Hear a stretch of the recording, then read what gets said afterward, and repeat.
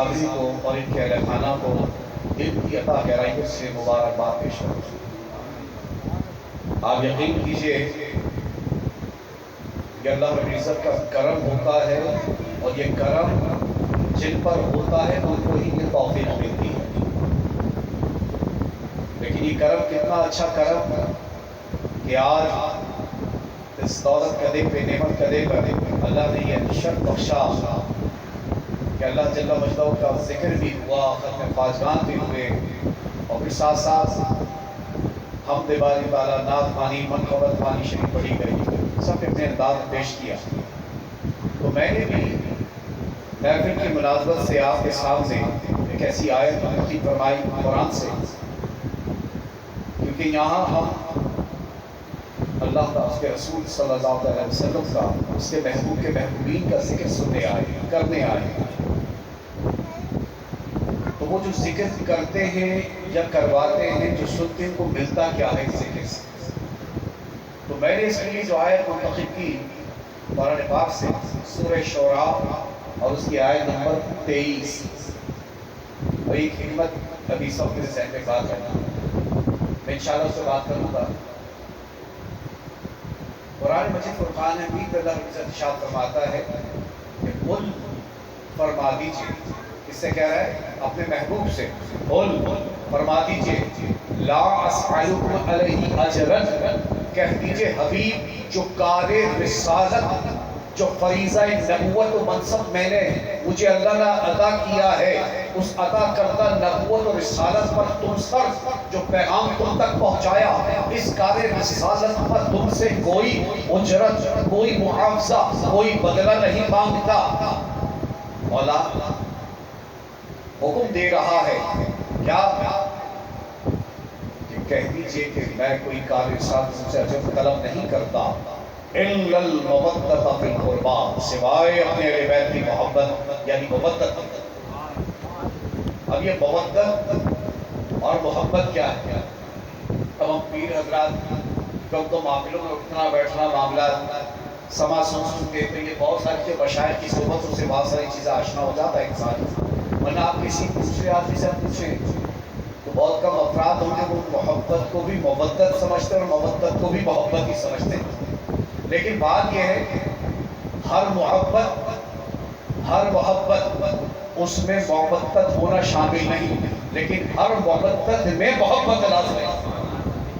محبت جاندار سے بھی کی جا سکتی ہے، بے جان سے بھی کی جا سکتی ہے۔ آپ پھول سے بھی محبت کرتے نہیں، کرتے گلاب سے پھول کی محبت ہو، کسی جانور، کسی بلی سے، کوئی آپ نے طوطے کو پال لیا، کسی جانور کو پال لیا، پرندے کو پال لیا، اس سے بھی محبت ہو جاتی ہے۔ پھر ہر انسان جانور، جاندار ہو، بے جان چیز ہو، درخت ہو، پھول ہو، کوئی ایسی چیز ہو، کسی پتھر سے آپ کو محبت ہو جاتی ہے۔ پتھر سے محبت سے مراد کیا ہے؟ عقیق پہنتے ہیں، بہتر محبت ہے، عقیق اچھا حضور نے پہنا۔ تو بات یہ ہے کسی صفت، کسی جاندار، بے جان کسی چیز سے بھی محبت کی جا سکتی ہے۔ محبت یک طرفہ ہوتی ہے، لیکن مودت دو طرفہ ہوتی ہے۔ محبت جاندار بے جان دونوں سے کی جا سکتی ہے، لیکن مودت ہمیشہ دونوں انسانوں میں ہوتی ہے۔ اب ہم مودت کو تو سمجھ گئے، اور یہ بھی سمجھ لیجئے کہ محبت کی ضد نفرت ہے۔ محبت کی ضد جو ہے وہ تو نفرت ہے، اور مودت کی ضد عداوت ہے۔ مودت کی ضد عداوت ہے۔ محبت انتہا کو پہنچ جائے تو آپ نے دیکھا ہوگا بعض ابھی محبت دشمنی میں بھی بدل جاتی ہے، آدمی دشمن ہو جاتا ہے، ہوتا ہی ہوتا۔ لیکن اللہ رب العزت کہہ رہا ہے کہ قل لا اسألکم علیہ اجرا الا المودۃ فی القربى، اے حبیب جو سوال آپ کی زبان سے بھی سمت سے کروا رہا ہوں وہ کیا ہے کہ ان سے اجر مانگو، اجر طلب کرو، وہ بدلہ مانگو کس چیز کا؟ اپنی قرابت داروں کی مودت کا۔ تو پتہ چلا وہ آپ جو پیار کرتے ہیں، آپ کا پیار کرنا اپنی اولاد سے، تو فرمائے جو تم اپنی اولاد سے پیار کرتے ہو، محبت کرتے ہو، حضور نے کہا مجھے وہ پیار نہیں بلکہ میری جب آل سے محبت کرو تو اپنی اولاد سے بڑھ کر کرو۔ اپنے ماں باپ سے اگر تم پیار کرتے ہو تو اپنے ماں باپ سے بڑھ کر میری آل سے محبت کرو، کیوں کہ جب تم یہ کرو گے تب ہی تم مومن بنو گے۔ اور اب اللہ رب العزت سوال پیدا ہوتا ہے آخر اللہ رب العزت کی آیت کریمہ میں اپنے حبیب سرور کائنات صلی اللہ علیہ وسلم کو کیوں حکم دے رہا ہے، کیوں ارشاد فرما رہا ہے کہ اگر مانگو بدلہ مانگو کس سے؟ کار رسالت، جو کار رسالت، جو دعوت و تبلیغ، جو قرآن و ایمان تم کو دیا، جو نماز روزہ زکوٰۃ حج دیگر ارکان و فرائض تم کو عطا کیے اس پر اجر مانگو۔ فرمایا حبیب نہیں، یہ امت تو آپ کا کبھی حق ادا ہی نہیں کر سکتی، بلکہ اللہ رب العزت تو امت رسول کو یہ پیغام اپنے حبیب کی زبان، اور وہ زبان جس کو قرآن نے کہا وَمَا يَنطِقُ عَنِ الْهَوَىٰ إِنْ هُوَ إِلَّا وَحْيٌ يُوحَىٰ، کہ تم تو اپنی مرضی سے بولتے ہو، جو تمہارا دل میں آتا ہے کہہ دیتے ہو، لیکن میرے حبیب کی زبان کی یہ شان ہے کہ وَمَا يَنطِقُ عَنِ الْهَوَىٰ إِنْ هُوَ إِلَّا وَحْيٌ يُوحَىٰ، کہ میرا حبیب اپنی خواہش سے تو بولتا بھی نہیں، اپنی خواہش سے تو ارادہ بھی نہیں کرتا، بلکہ میرا حبیب وہی کچھ کہتا ہے جو اس کو وہی ہوتی ہے، وہ وہی ہوتی ہے۔ تو کہا پھر مولا کس چیز کا مطالبہ؟ فرمایا وہ مطالبہ یہ ہے کہ اپنی اہل بیت کی مودت اور محبت مانگو۔ لیکن سوال پیدا ہوتا ہے بارگاہ تیرے نبی تیرے رسول، اسی کلام اللہ شریف کے اندر ہم نے پڑھا ہے کہ قرآن مجید فرقان حمید میں تیرے انبیاء تیرے رسول کہہ رہے ہیں، کیا کہہ رہے ہیں؟ وہ کہہ رہے ہیں کہ لا اسألکم علیہ من اجر ان اجریہ علی اللہ۔ انبیاء تو یہ کہہ رہے ہیں، تمام سابقہ انبیاء اور رسول تو یہ کہہ رہے ہیں کہ ہمیں کوئی اجر، کوئی معاوضہ، کوئی اس امت سے نہیں، باقی جو پہلے امت ہجوم کی بات کر رہا ہوں میں، ہمیں کوئی اجر بدلہ معاوضہ قوم سے یا امت سے نہیں چاہیے۔ انبیاء نے کبھی سوال بھی نہیں کیا اپنی امت سے کہ ہمیں یہ دے دو، انہوں نے کہا جو کچھ ہمیں اجر چاہیے وہ ہم اللہ سے لیں گے، ہم اللہ سے لیں گے۔ اب سوال پیدا ہوتا ہے کہ نبی تو یہ کہیں، انبیاء تو یہ کہیں، رسول تو یہ کہیں اپنی امت سے کہ ہمیں نہ اجر چاہیے اور نہ کوئی معاوضہ نہ کوئی بدلہ، ہمیں جو لینا وہ اللہ سے لیں گے۔ اب سوال پیدا ہوتا ہے کہ سید المرسلین خاتم النبیین، جو نبیوں کے نبی ہیں، رسولوں کے رسول ہیں، اب ان کی شان میں یہ بات کیسے زیب دیتی ہے کہ میرا نبی اپنی فرائض اور خدمات عالیہ کا صلہ اس امت سے مانگے؟ یہ حضور کی شایان شان نہیں کہ حضور امت سے سوال کرے، لیکن رب تعالیٰ کی ذات کہہ رہی ہے اور آپ کہہ دیجئے، اور جس چیز میں قلب ہو، امر وجوب ہو، اس میں حکم دیا جا رہا ہے۔ اس چیز کا حکم، اے حبیب ان سے مانگ، ان سے اجر طلب کر، ان سے بدلہ مانگ۔ مولا کس چیز کا؟ فرمایا اپنی اہل بیت کی محبت و محبت کا۔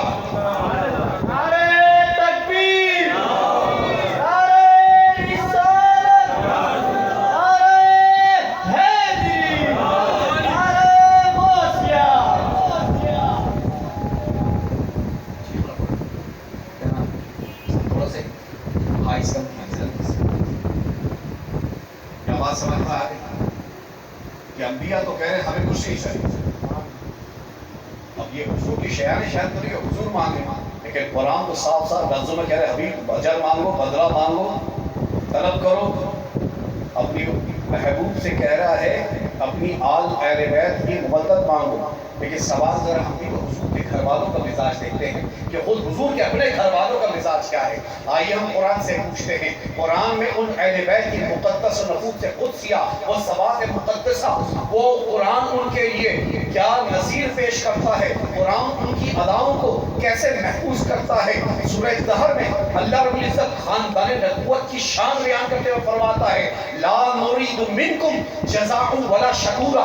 ارے تم میرے حبیب کے گھر والوں کی یہ شان ہے کہ اگر ان کے دروازے پر سائل آ جائے، قرآن سورہ دہر میں یہ آیت کریمہ بی بی سید النساء خاتون جنت سلام علیہا اور مولا علی کے لیے نازل ہوئی، کیونکہ سائل اگر دروازے پہ آ کے سوال کرتا ہے، بھوکا ہوتا ہے، روٹی مانگتا ہے، تو اپنے پیٹ کو کاٹ کے اپنے پہلے روٹی اس کو دیتے، خود بھوکے رہتے ہیں۔ لیکن آپ کے دروازے پہ کوئی سائل آ جائے، میں آپ سے پوچھتا ہوں، کوئی بھکاری آ جائے یا کسی کو پیسے دیتے ہیں، اکثر و بیشتر میں نے معمول دیکھا ہے کہ کوئی سائل آ گیا تو کھانے کو بھی تو آپ نے کہا دعا کرنا والے کہہ دیتے ہیں۔ کسی بھی سائل بھکاری کو آپ دیتے ہیں 10 کا نوٹ دیں، وہ تو کہتا ہے اللہ تمہارا بھلا کرے، وہ تو کہتا ہی ہے کیا کہتا بھائی میرے لیے دعا کرنا اللہ تعالیٰ آسانی کر دے، کوئی مشکل ہے تو پریشانی، کسی کو کھانا کھلانے گھر پہ آ گیا کوئی سائل تو اس کی مدد کی، اس نے تو دعا دی، آپ نے کہا دعا کیجیے گا میرے، لیکن اللہ رب العزت خاندان نبوت کی شان بتا رہا ہے اگر ان کے دروازے پر کوئی سائل آ جاتا ہے تو اس سائل کی مراد کو پورا کرنے کے بعد یہ ہستیاں وہ ہیں لا نرید منکم جزاء ولا شکورا، اگر ان کے دروازے پر کوئی آ جائے تو پھر فرمایا نہ اجر طلب کرتے ہیں، نہ معاوضہ مانگتے ہیں، نہ بدلہ مانگتے ہیں، بلکہ صاف یہاں تک کہ لفظوں میں کوئی شکریہ ادا کرے یہ اس کو بھی پسند نہیں کرتے۔ جزاء ولا شکورا، یہ کہتے ہمیں نہ کوئی اجر تم سے چاہیے اور نہ کوئی اس بات پر کہ تم ہمارا شکریہ ادا کرو، یہ اس کے بھی طرفدار نہیں ہے۔ شاگرد بیس کو کھولو بیٹا تھوڑا سا، یہ ہائی سے جناب بیس کو کھولو تھوڑا سا، تو پتہ چلا یہ حضور کی آل کا مزاج ہے، اس گھر کا مزاج یہ ہے کہ یہ بھی طلب نہیں کرتے، لیکن اللہ تو کہہ رہا ہے مانگ حبیب، حبیب مانگ، اپنی اہل بیت کی مودت و محبت مانگ۔ اب سوال پیدا ہوتا ہے کہ اہل بیت سے مراد کیا ہے؟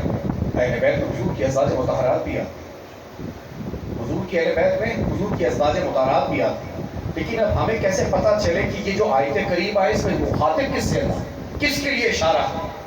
حضرت سیدنا ابن عباس رضی اللہ تعالیٰ حضور کے چچا جات بھائی مفسر قرآن، وہ فرماتے ہیں کہ جب یہ آیت کریمہ نازل قل لا اسألکم علیہ اجرا الا المودۃ فی القربى، تو ہم صحابہ بیٹھے ہیں، اب ہم نے ہی مل کے اور صحابہ نے ہمارے لیے وہی آسانی کر دی، اس لیے کہ اگر صحابہ بولتے نہیں اور بعد میں کسی کی شان ہوتی لوگ کاٹ دیتے، اگر بعد میں نام آتا تو کاٹ دیتے، لیکن صحابہ نے بہت بڑا عہدہ کھول دیا، بہت بڑا مسئلہ حل کر دیا۔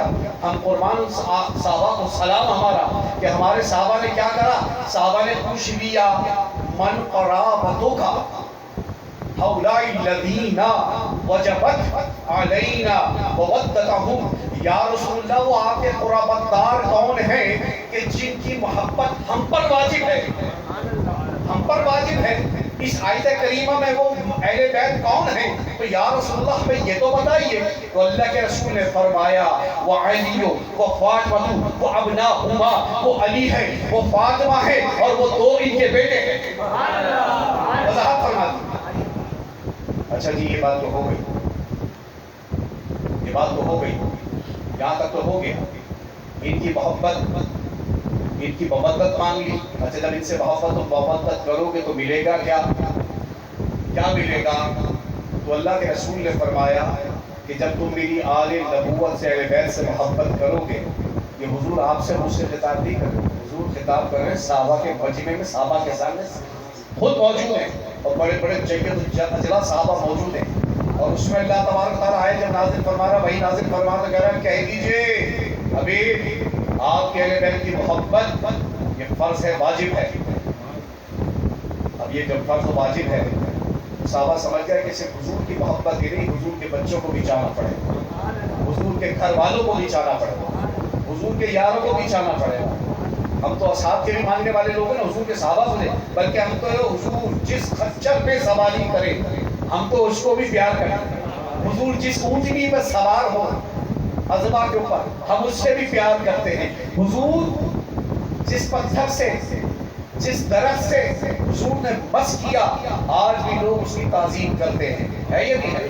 تو جب حضور کے نالین کی، آپ کے جوڑوں کی، آپ سے وابستہ ذات ہو یا کوئی انسان میں ہو، حشرات کیڑے مکوڑے ہو، یہاں تک کہ آپ جانتے ہیں کہ آپ نے پڑھ لی تاریخ کہ شہد کی مکھی، شہد کی مکھی حضور پر کوئی ناپاک مکھی کبھی نہیں بیٹھ بھی نہیں سکتی، صرف شہد کی مکھی آپ کے دست مبارک پہ بیٹھی. حدیث میں آتا ہے امام غزالی نے مکاشف القلوب میں پورا واقعہ لکھا ہے کہ شہد کی مکھی میرے آقا کے دست مبارک پہ بیٹھی. میرے نبی نے پوچھا شہد کی مکھی یہ بتا تو شہد کو میٹھا کیسے کرتی ہے؟ کیونکہ جب تم مختلف پھولوں سے رس کو چوستی ہے وہ تو کڑوا ہوتا ہے، تو اس میں مٹھاس کیسے پیدا ہوتی ہے؟ شہد کی مکھی نے کہا یا رسول اللہ ہم تمام شہد کی مکھیاں جاتی ہیں مختلف باغوں میں، پھلوں کے مختلف باغوں میں جاتے ہیں اور جا کے وہاں ہم پھولوں میں سے رس کو چوستے ہیں، تمام رس کو لا کے اپنے شہد کے چھتے میں جمع کرتے ہیں. جب ہمارے شہد کے چھتوں میں رس بھر جاتا ہے پھر ہمارا یہ معمول ہے کہ ہم تمام مکھیاں اس شہد کے چھتے میں بیٹھ کر آپ پہ درود و سلام پڑھتی ہیں. جب آپ پر درود و سلام پڑھتی ہیں تو اللہ اس کی برکت سے اس کو مٹھاس اور شہد میں تبدیل فرماتا ہے.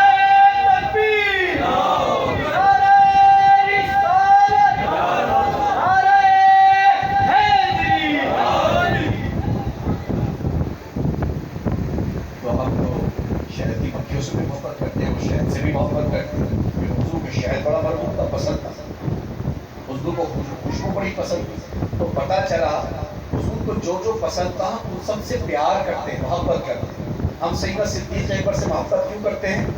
اس لیے حضور سے محبت کرتے ہیں. حضرت عمر فاروق سے کیوں محبت کرتے ہیں؟ حضور کے دیگر صحابہ سے محبت کیوں کرتے ہیں؟ ارے حضور کے ادنا غلام ہم بلال حبشی کو بھی اپنے سر کا تاج سمجھتے ہیں. کیوں؟ اس لیے کہ جو نبی سے جڑ گیا وہ عزت والا تقریب والا اللہ نے اس کو مکرم بنا دیا. اب آپ دیکھیے یہ تو ہستیاں جن کی یہ شان تو خود ذرا بتائیے حضور کے اپنی اولاد ان کے گھر کے لیے جن کے لیے اللہ ارشاد فرما رہا ہو اور ان کی محبت فرض قرار دے رہا ہو اور ان کی محبت کو واجب و فرض قرار دے رہا ہو. کسی صورت معافی اگر محبت نہیں کرو گے تو پھر ٹھکانہ جہنم ہے. محبت کرو گے تو پھر فائدہ کیا ہے؟ اب سنیے جو محبت کرے گا حضور کی آل سے اولاد سے اور ان کے گھر سے تو اللہ کے رسول نے یہ بھی حضرت ابن عباس عبرانی میں بھی موجود ہے، حاکم نے اس کو روایت کیا ہے. وہ فرماتے ہیں اللہ کے رسول نے فرمایا وَأَحْبُونِي بِحُبِّ اللَّهِ. اللہ کے رسول کی حدیث آل محمد سے اگر محبت کرو گے تو ملے گا کیا؟ وہ حضور نے ہمیں بتا دیا کیا ملے گا. اللہ کے رسول کہہ رہے ہیں یہ ملے گا وَأَحْبُونِي بِحُبِّ اللَّهِ. جب تم میری آل سے محبت کرو گے تو سنو وَأَحْبُونِي مجھ سے محبت کرو اللہ کی محبت کے سبب سے. وَأَحْبُو فرمایا اہل بیت لِحُبِّهِ اور میری محبت کی خاطر میرے اہل بیت سے محبت کرو. میری اہل بیت سے میری محبت کے خاطر میری اہل بیت سے محبت کرو. اچھا جب یا رسول اللہ کی محبت اہل بیت سے محبت کریں گے تو ملے گا کیا؟ فرمایا جب تم میری آل سے محبت کرو گے اور ان کی محبت ان کی پیروی کرتے ہوئے جب ہدایت پر آؤ گے تو تم کو قربت رسول معرفت خدا بندی نصیب ہو جائے. پھر کیا ہوگا؟ میں تم سے محبت کروں گا اور جب میں تم سے محبت کروں گا تو خدا تم سے محبت کرے گا. اب ایک بات ہو گئی لیکن ایک بات اور بھی ہے، اگر تم ان کی محبت کو اپنے سینوں پہ لازم کر لو گے بیٹھا لو گے تو تمہیں ایک چیز اور بھی ملے گی. آج لوگ گھروں میں نقش لگاتے ہیں کہ ہمارے گھر میں امن رہے، سکون رہے، سلامتی رہے، بالائیں مصیبتیں داخل نہ ہوں. یہ ہے یا نہیں ہے؟ لیکن یہ بھی تو بتاؤ کہ اگر تم امان و پناہ چاہتے ہو تو کیا کرو؟ تو ہم نے بھی آقا کی بارگاہ میں سوال رکھا. حضور نے فرمایا آقا کریم علیہ السلام کا ارشاد مبارک آپ نے فرمایا النجم امان لأہل السماء.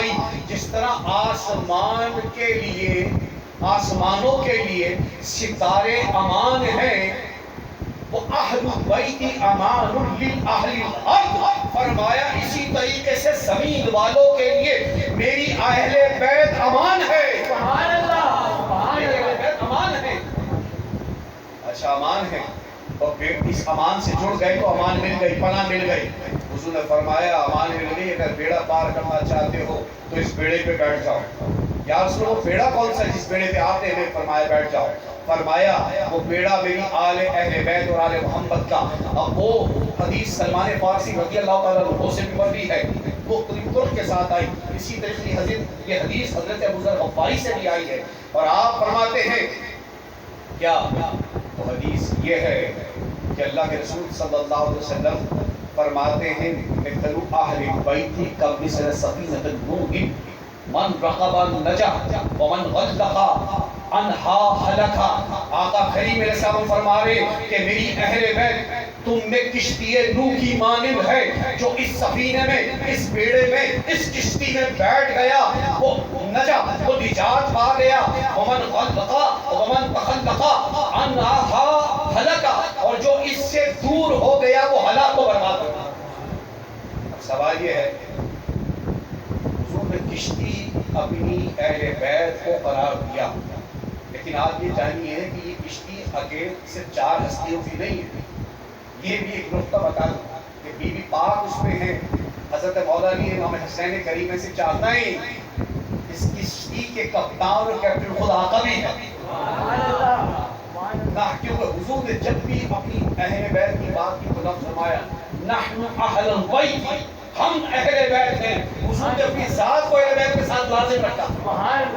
تو مجھے بتاؤ اس کشتی میں جو بیٹھ جائے گا تو وہ گمراہ بھی نہیں ہوگا۔ اب یہ کشتی کا کمال ہے، طوفانی نوح کی کشتی ہم نے تو پڑھا سنا، لیکن ذرا یہ تو بتاؤ کہ کشتی نوح کیا تھی؟ اس کے اندر 89 مسلمان تھے، لیکن ہر جاندار کا ایک جوڑا تھا، گھوڑے کا، خچر کا، اور آپ جتنی چاہیں اقسام جو پیچھے اللہ کو بہتر جاننے والا ہے، چرند و پرند سب چیزیں موجود تھیں۔ لیکن آپ یہ بھی جانتے ہیں انسانوں کے ساتھ ساتھ اس کشتی میں جانور بھی سوار تھے، اور جانوروں میں حلال جانور بھی سوار تھے اور ناپاک جانور بھی سوار تھے۔ میں جو نقطہ دینا چاہ رہا ہوں وہ سمجھیے کہ جانور جو حلال تھے وہ بھی اس کشتی میں تھے، اور ناپاک جانور سور بھی اس میں موجود تھا۔ دیگر جانور ہیں جو حلال بھی وہ بھی اس میں موجود تھے۔ سوال یہ پیدا ہوتا ہے کہ کشتی نوح نے اس ناپاک جانور کو منزل تک پہنچایا یا نہیں؟ اس جانور کو جو ناپاک ہے وہ بھی منزل پہ پار لگا یا نہیں لگا؟ تو اللہ کے رسول کہہ رہے میری کشتی، میری آل جو ہے وہ تم میں کشتی نوح کی مانند ہے۔ ارے جب نوح کی کشتی یہ نہیں دیکھتی کہ حلال ہے یا حرام ہے، منزل تک پار لگاتی ہے، حضور کہہ رہے میری اہل بیت سے جڑ جاؤ، جو ان سے جڑ جائے گا یہ نہیں دیکھیں گے کہ گناہ گار ہے، بدکار ہے، جو جڑ گیا فرمایا اس کا بیڑا پار ہے۔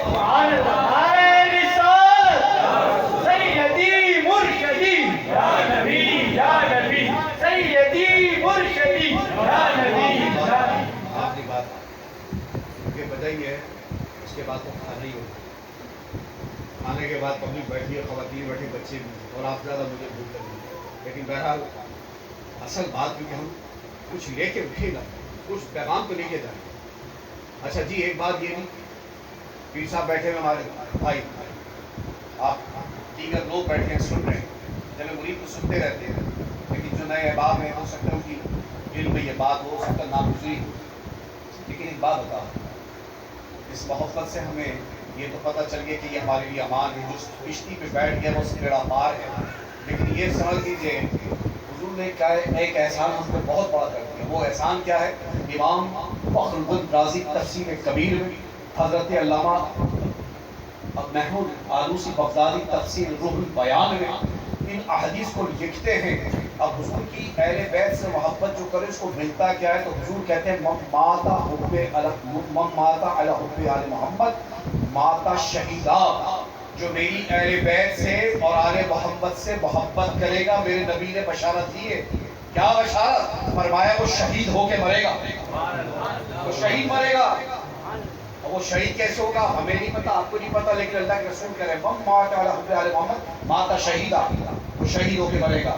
دوسرا فرمایا الا ومن مات علی حب آل محمد ماتا تعیبا، فرمایا خبردار، الا خبردار، جو میری اہل بیت کی محبت میں مرے گا وہ توبہ کر کے مرے گا، توبہ کر کے مرے گا۔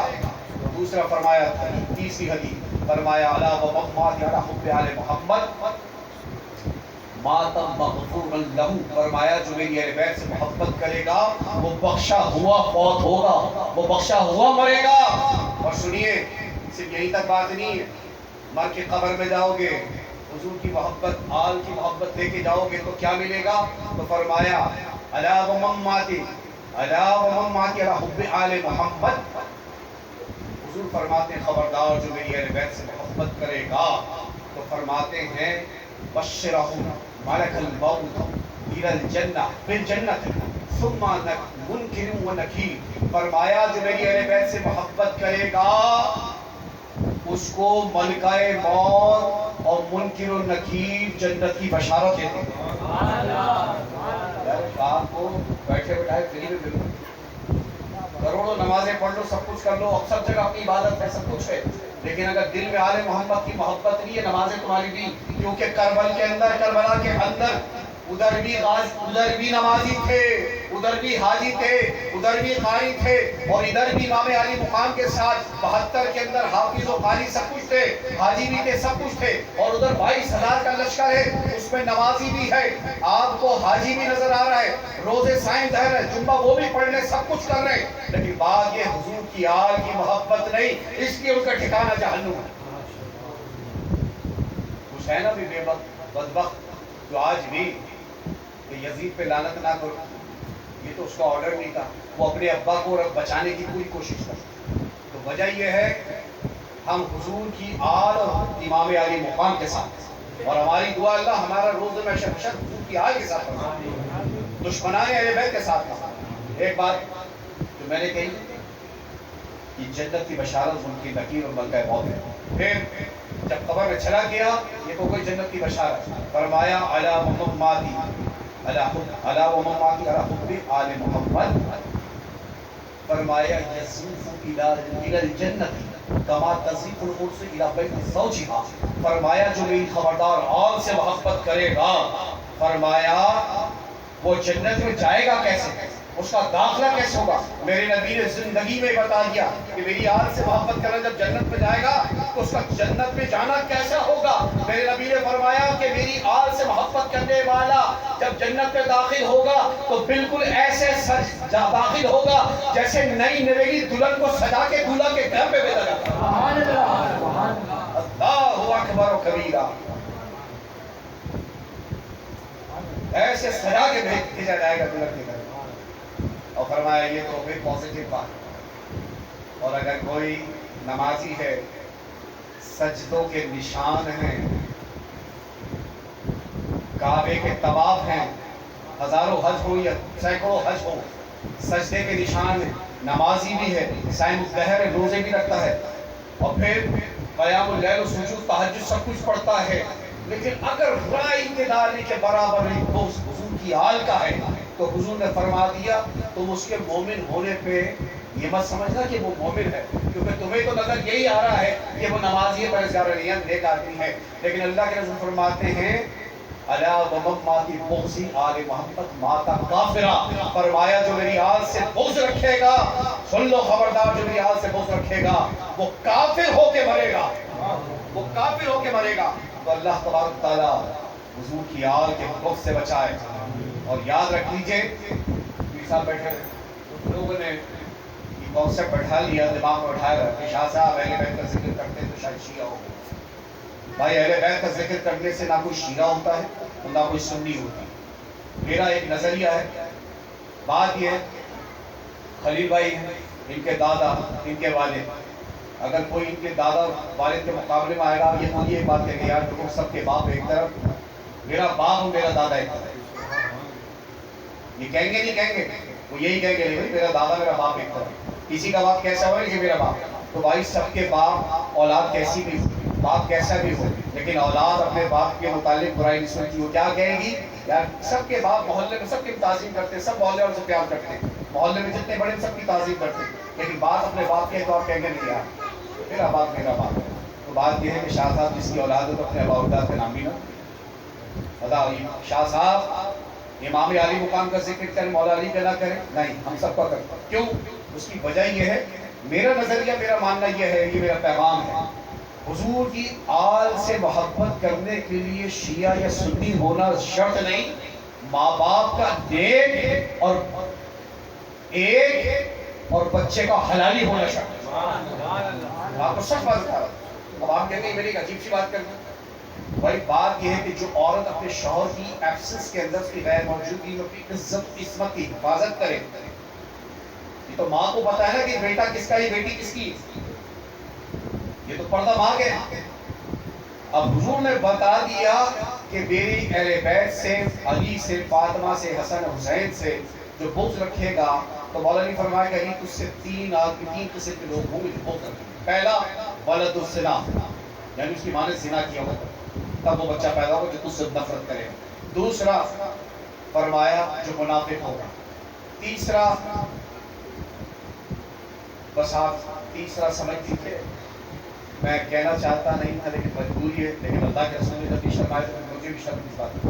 اللہ کے رسول نے فرمایا تیسرا حیضی بچہ ہو جائے. حالانکہ حیض میں بچہ نہیں، حضور فرمایا جو بچے حیض میں کنسیو کر جاتی ماں، وہ بچہ جو ہوگا وہ کبھی علی سے پیار نہیں کرے گا، نہ اس گھر والوں سے. تو حضور نے نشانی بتا دی، تین قسم کے لوگ ہیں. ایک جس ماں نے خیانت کی ہوگی وہ بچہ حرامی ہوگا، وہ کبھی علی سے محبت اس کے گھر والوں سے نہیں کرے گا. دوسرا منافق. تیسرا جو حیضی ہوگا. تو الحمدللہ یہ آپ اور میں میری اپنی ماؤں کو ہمیں دعائیں دینی چاہیے.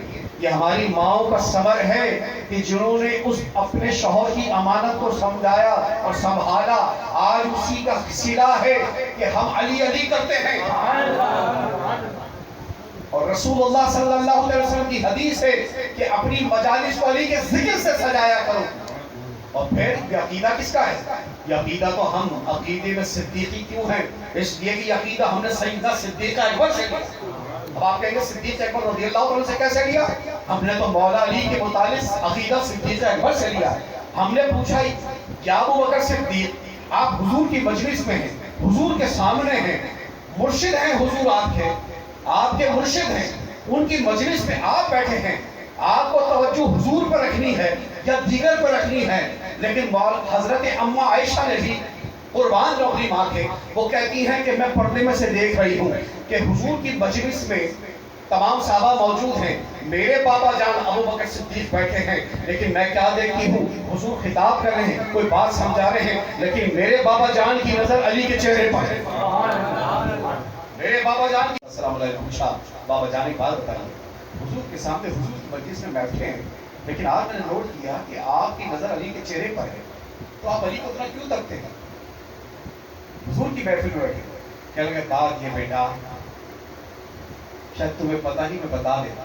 اللہ اگر وہ حضرت ابو بکر صدیق نہ ہوتا تو ہمیں کیسے پتہ چلتا؟ تو احسان مند ہے. انہوں نے کہا اس لیے دیکھتا رہتا ہوں کہ اللہ کے رسول کا فرمان ہے النظر وجه العبادہ، کہ علی کے چہرے کو تکنا عبادت ہے. علی کے چہرے کو تکنا عبادت ہے. فرمایا ذکر علی عبادت، علی کا ذکر کرنا عبادت ہے. اب مجھے بتاؤ یہ کس کی حدیث ہے اللہ کے رسول کہ جس کے ذکر کو عبادت کہا گیا ہو، جس کے چہرے کو تکنا عبادت کہا گیا ہو. اب بتاؤ صحابہ تو ہمیں یہ بتا رہے ہیں، کہ حضور میں حضرت صدیق بتا دی اور میں تو دیکھتا رہتا. تو اب یہ بتائیے کہ صحابہ بھی راضی ہیں یا صحابہ بھی شیعہ ہوتے ہیں؟ بھائی جتنی حدیث اہل بیت میں اہل بیت کے متعلق آئی وہ صحابہ سے ہی آئی ہے. ہم عائشہ سے پوچھو کسی کو. اب ہم اہل سنت جماعت ہمارا عقیدہ کہ ابو بکر صدیق افضل ہے تمام صحابہ، لیکن ان کی صاحبزادی کا عقیدہ کچھ اور ہے. ہم عائشہ کو فرماتی ان سے پوچھا ہم عائشہ سے آپ بتائیے آپ کے حضور کے بعد سب سے افضل ترین کون ہے؟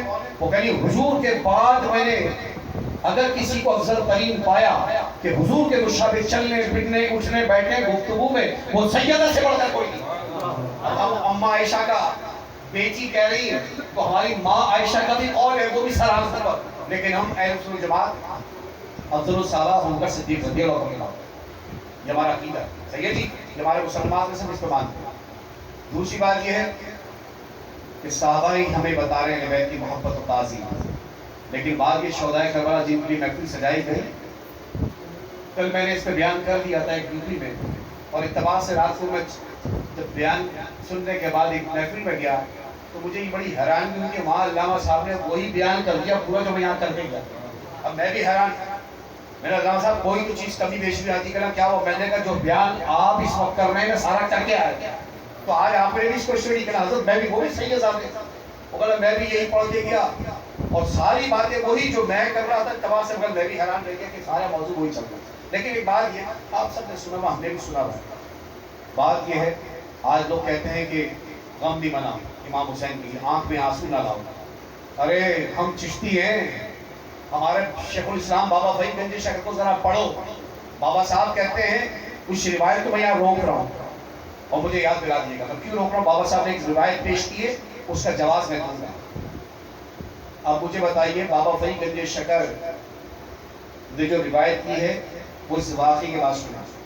آقا کریم صاحب ہم بیٹھے صحابی رسول آئے, کہا یا رسول اللہ جنگل میں گیا تھا تو وہاں ایک ہرنی کا بچہ تھا, شکار کر کے گیا, یہ آپ کی بارگاہ میں ہدیہ قبول فرمائے. چھوٹا سا بچہ تھا. امام حسن مجتبی علیہ السلام بڑے صاحبزادے حضور کے بڑے نواسے موجود تھے. حضور نے اٹھایا وہ ہرن کا بچہ حضرت امام حسن مجتبی کو دے دیا. انہوں نے پیار کیا.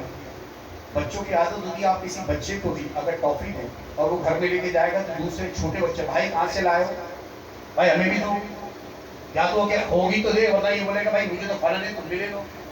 تو امام حسن مجتبی علیہ السلام جب گھر میں آئے ہرن کا بچہ لے کے, تو حضرت امام علی مقام نے دیکھا, کہنا بھائی جان یہ بچہ آپ کہاں سے لائے؟ کہنا مجھے نانا جان نے دیا. انہوں نے کہا مجھے بھی دو. کہنا نانا جان سے لو.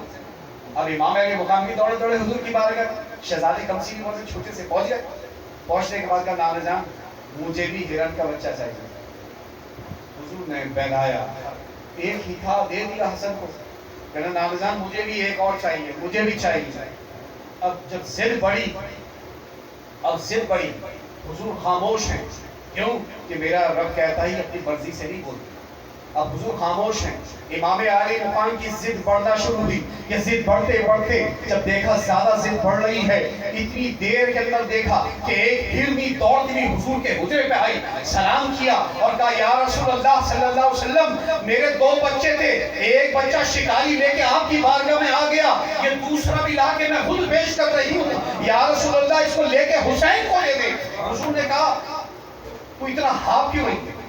کہہ لگے یا رسول اللہ میں اپنے اس بچے کو دودھ پلا رہی تھی کہ حاطب غیب سے آواز آئی, اس سے پہلے کہ حسین کی آنکھ سے آنسو نکلے اے ہرنی اس بچے کو لے کر حضور کے دربار تک پہنچا. ارے اللہ کو یہ پسند نہیں, اللہ کو یہ پسند نہیں کہ میرے حسین کی آنکھ سے آنسو نکلے.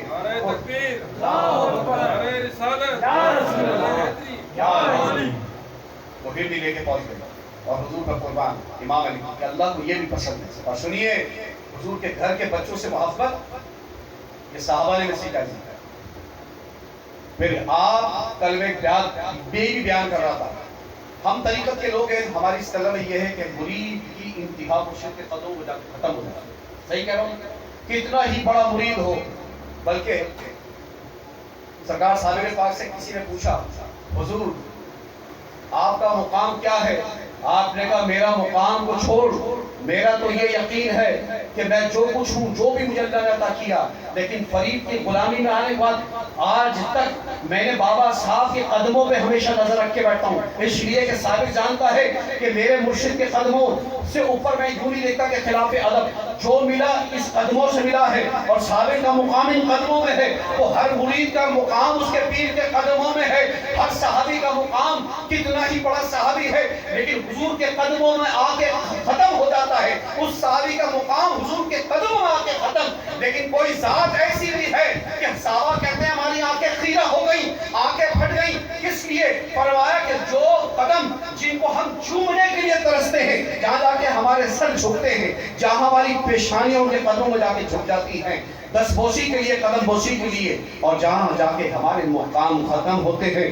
ہم نے دیکھا کہ حضور حسنین کریمین میں حضرت امام علی مقام آئے, آپ نے اپنی دونوں انگلیاں پکڑی, شہادت کی اور کہا حسین قریب آؤ. جب وہ قریب آئے حضور نے اپنے پیر قریب کر دیے, کہا اس پہ چڑھو, وہ اس پہ چڑھے. پھر حضور نے کہا اور قریب آئے, حضرت امام علی مقام حضور کے قدمہ مبارک پہ قدمین شریف چڑھتے چڑھتے آپ کی ڈانوں تک آئے. حضور نے کہا اور قریب آئے, بڑا پیٹ تک آ گئے, بعض روایتوں کے سینے تک آ گئے. اور یہ بتائی صحابہ کہتے ہیں ہماری آنکھیں پھٹی ہیں کہ ہمارا مقام کو قدموں میں ختم, اور یہ حسنین ہے کہ جن کو حضور سینہ نبوت تک لے رہے ہیں. جو نبی کے سینے تک چڑھتے جا رہے ہیں. ارے تم تو سجدہ کرو تو 10 منٹ کے بعد تم 3 مرتبہ سبحان ربی اللہ کا تمہاری حالت خراب, تم کہتے ہو جلدی نہیں پڑھو ختم. لیکن میرے حسنین کریم میرے آقا کے شہزادوں کی شان, یہ صحابہ کہتے ہیں ہم نے دیکھا کہ حضور نماز پڑھ رہے ہیں, بڑی دیر ہو گئی, اٹھا نہیں رہ سکے. ایک صحابی کہتے ہیں میں اٹھ کے دیکھ لیا تو دیکھا کہ امام علی مقام حضور کی پشت پہ، حضور سجدے میں وہ پشت پر سوار ہے۔ وہ صحابی نے سوچا کہ بچے آ جاتے ہیں تو دیگر بچوں کی طرح میں پیچھے کر دیتا ہوں۔ جیسی آئے انہوں نے امام علی مقام کو ہٹانے کا ارادہ کیا، انہوں نے حضور نے ہاتھ سے چڑھ دیا، وہ واپس جا کے پھر اپنی نماز میں ویسے سجدے میں چلے گا۔ حضور سجدے کو لمبا فرمایا، فارغ ہوا کہ خبردار جب تک حسین کی مرضی ہے تب تک یہ میں سجدے میں رہوں گا، جب حسین کا دل بھرتا تب اٹھاؤں گا سجدے۔ اور ایک تاریخ میں ہمیں یہ ملتا ہے روایت کہ آپ نے ایک دن تو اتنا لمبا سجدہ فرمایا کہ صحابہ کہتے ہیں تھک گئے کہ حضور نے سجدے سے سر نہیں اٹھایا۔ کسی نے دیکھا تو امام علی مقام آپ کی پشت پر سوار ہیں سجدے میں، اور یہ بات بالکل ہم نے بھی پڑھی ہے تفسیروں میں۔ کہتے ہیں حضور پاک صلی اللہ علیہ وسلم نے سجدے کو طویل فرما کے سبحان ربی الاعلی 72 مرتبہ کہا۔ کتنی مرتبہ؟ 72 مرتبہ۔ حکم آپ کے اللہ کے رسول نے کہا 3 مرتبہ پڑھو تسبیح، لیکن آپ اور ہمیں حکم دیا 3 مرتبہ پڑھو۔ لیکن جب امام علی مقام حضور کی پشت پہ سوار ہوئے تو سجدے کی تسبیح کو اتنا لمبا کیا۔ اب مجھے بتائیے، پشت پہ سوار ہیں امام علی مقام، خدا کے آگے سجدہ میرے نبی کا، اور خدا کی مرضی ہے کہ جب تک حسین کا دل نہ بھرے حبیب سر کو اٹھانا نہیں ہے۔ اب حضور سبحان ربی الاعلی سبحان ربی الاعلی 72 مرتبہ کہا، پھر آپ نے اپنے سر مبارک جب امام علی مقام اترے پھر اٹھایا، لیکن امام علی مقام نے اس کا جواب کربلا میں دیا کہ نانا جان آپ نے 72 مرتبہ سبحان ربی الاعلی پڑھا، میں ہر ایک تسبیح کے ایک ایک لفظ کے بدلے میں ایک ایک مرتبہ جو آپ نے سبحان ربی الاعلی کہہ کے 72 مرتبہ پڑھا، کربلا کے اندر نانا ایک سبحان ربی الاعلی کے بدلے اپنا ایک ایک اولاد اپنی جانشانوں کو قربان کروں، اور 72 قربان کی۔ اور نانا نے دیکھ لیا اسی تو نانا نے کہا کہ حسین کو تم کیا سمجھتے ہو؟ حسین منی وانا من الحسین، حسین مجھ سے ہے اور میں حسین سے ہوں، اس لیے کہ آج تم مجھے دیکھ رہے ہو، ایک وقت آئے گا کہ آج وہ وقت ہم جب خطبے میں کہتے جاتے امام صاحب نماز پڑھاتے تو آپ نے دیکھا جمعے والے دن امام صاحب اٹھ بیٹھا کرتے کھڑے ہوتے خطبہ دے رہے، پھر امام صاحب بیٹھ جاتے ہیں، تھوڑی دیر وقت کرتا ہے پھر اس وقت کھڑے ہو جاتے ہیں۔ تو یہ بات حقیقت ہے، ہمارے علماء ہم کو بتاتے نہیں لیکن ہم پوچھتے بھی ہیں، پوچھنا تو چاہیے کہ بھئی خطبے میں اٹھنا بیٹھنا، مولوی صاحب امام صاحب یہ بتائیے یہ سنت کس کی ہے، یہ ادا کس کی ہے؟ امام صاحب ایمانداری کی بات اگر صحیح العقیدہ ہو تو آپ کو بتائے گا یہ ادا کس کی ہے۔ بات یہ ہے سرخ رنگ کے دونوں شہزادے جوڑے پہنے ہیں، میں عمر کا تو تعین نہیں کر سکتا لیکن یہ بتایا کہ حضور صلی اللہ علیہ وسلم نے کہ دونوں شہزادے سرخ کا جوڑا پہن کے حضور خطبہ دے رہے ہیں، خطبہ دے رہے ہیں، اور خطبہ دیتے ہوئے حسنین کریمین آئے۔ جب آئے تو حضور نے دیکھا کہ امام علی مقام اور امام حسین کے بہت چھوٹے چھوٹے شہزادے ہیں تو لڑ کھڑا رہے ہیں۔ حضور کو ڈر ہوا کہ کہیں یہ گر نہ جائیں، اگر حضور چاہتے تو صحابہ سے کہہ سکتے تھے کہ ابو بکر ان کو پکڑ دو، دیگر صحابہ وہ موجود تھے ان کو پکڑو بچوں کو گریں گے، لیکن حضور نے کسی صحابی کو یہ زحمت نہیں دی کہ وہ حسنین کریمین کو پکڑنے گر نہ جائیں۔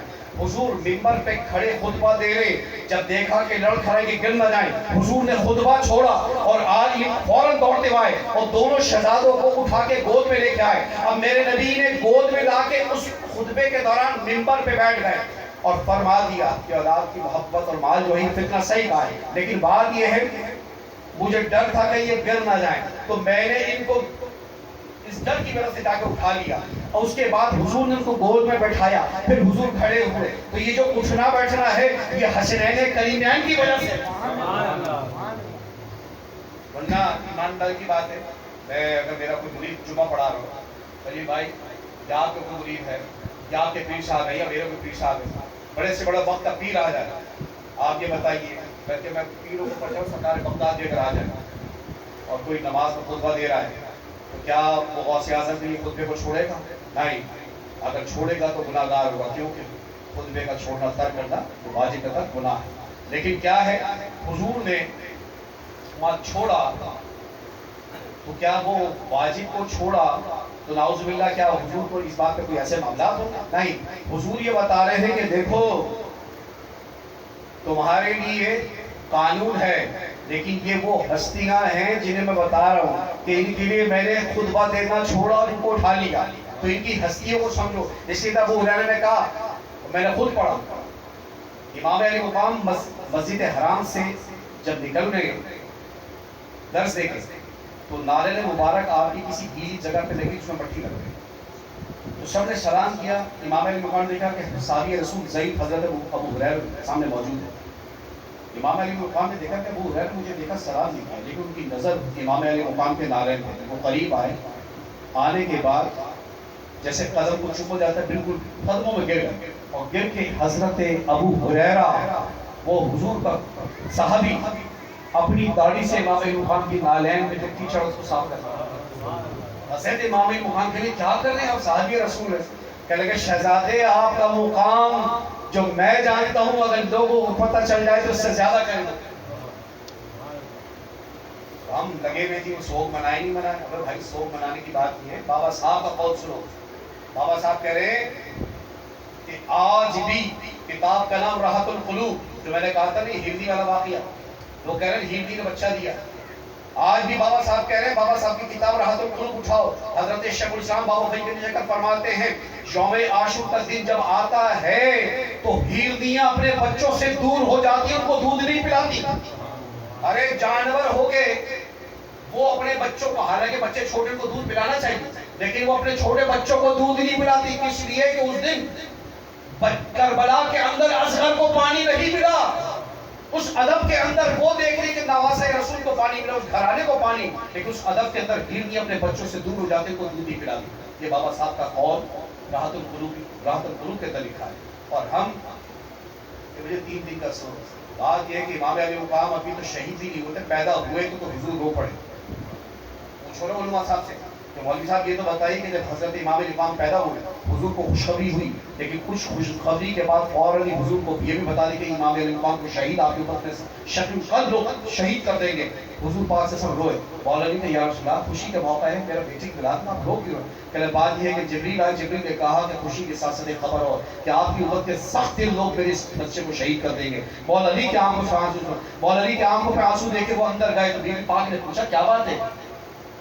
خوشی کا دن ہے، ولادت ہوئی آپ کی آنکھوں میں؟ کہنا بات یہ ہے کہ نانا آپ کے والد گرامی اللہ کے رسول نے یہ بتایا ہے کہ حسین کی پیدائش خوشخبری کے ساتھ ساتھ یہ بھی بتایا کہ جب اس عمر میں پہنچیں گے تو شہید کر جائیں۔ تو بیوی پاک روئی، یہ واقعہ صحابہ بھرا تو صحابہ روئے۔ اب مجھے بتاؤ وہ واقعہ تو 61 ہجری کا ہے، ابھی شہید بھی نہیں ہوئے لیکن حضور رو رہے ہیں۔ حضرت ام سلمہ فرماتی ہیں، یہ واقعہ بخاری صحیح مسلم صحیح ستہ میں موجود ہے کہ کربلا کے جس دن شہادت ہوئی ہے حضور کو وہ مٹی جو حضرت جبریل نے عطا کی تھی ایک فرشتے نے کہ جس دن یہ واقعہ ہوگی مٹی خون میں تبدیل ہو جائے گی، ام سلمہ وہ رضی اللہ تعالیٰ عنہ فرماتی ہیں کہ اس دن وہ مٹی سرخ ہو۔ اور میں نے حضور کا دیدار کیا بعد وصال کے، میں نے دیکھا، آپ کا اس پر میرا ایمان ہے کہ نبی کی حیات اور ممات امت کے لیے صرف یہ آپ سمجھ لیجئے ایک پردہ ہے، اس لیے کہ نبی جو ہوتا اپنی قبر میں حیات ہوتا ہے، زندہ ہوتا ہے۔ ان نبی اللہ حی فی قبر، نبی اپنی قبر میں حیات ہے، لیکن بات یہ ہے اما سلمہ فرماتی ہیں کہ حضور کی آنکھوں میں آنسو دیکھے حضور کے بعد اٹھے ہوئے ہیں، ان میں مٹی آلود ہوئے ہوئے ہیں اور آپ کی آنکھیں رو رہی ہیں۔ اب مجھے بتاؤ کربلا کا یہ واقعہ ہوا ہے 61 ہجری میں، حضور پیدائش پہ بھی روئے، جس دن بات ام سلمہ فرماتی اس دن بھی روئے، اس دن تو آسمان بھی رویا۔ لوگ کہتے ہیں کہ اس دن رویا نا 3 دن بعد آپ کی رو بھائی بات یہ کہ آپ کا تعلق نہیں، ہمارا تعلق ہے، اس لیے کہ اسلام میں ایسی شہادت کسی کی ہوئی نہیں۔ ہمارے بڑے بڑے صحابہ شہید ہوئے لیکن کسی کی بیوی کسی کے بچے چادروں سے سر سے اتاری گئی کسی حضرت ابوبکر صدیق نے، حضرت فاروق نے، بڑے بڑے صحابہ شہید عثمان غنی، کیا آپ دیکھیں کسی کی چادر اتاری گئی؟ چھوٹے چھوٹے بچے ذبح کیے ہوئے ہو، پانی بند کیا گیا ہو، ہے یہ معاملہ۔ لیکن بات یہ ہے ان صحابہ کی بھی شان عظمت ہے، ان کی بھی شہادت بڑی شان والی ہے، لیکن جس طرح تاریخ یہ واقعات ہوئے جس سے یہ سبق ملتا ہے کہ بات یہ ہے کہ اس دل میں حسین کی محبت نہیں تو یاد رکھنا اللہ کے رسول فرما رہے کہ اللہ حسین مجھ سے ہے، میں حسین سے ہوں، اور جو اسے دوست اور محبوب رکھے اللہ تو اسے دوست اور محبوب رکھے، اور یا مولا جو اس سے بغض و عداوت رکھے تو بھی اس سے بغض و عداوت رکھ۔ تو ہم ایسی اللہ سے دعا کرتے ہیں کہ اللہ آپ ہم سب کو، ہم گناہ گار بدکار جیسے بھی ہیں، اللہ سے دعا کرتے ہیں کہ حضور کی اہل بیت کی اور حضور کے سچے صحابہ کرام جتنے بھی، اللہ ان سب کی محبت و تعظیم عطا فرمائے۔ وما علیک البلاغ المبین۔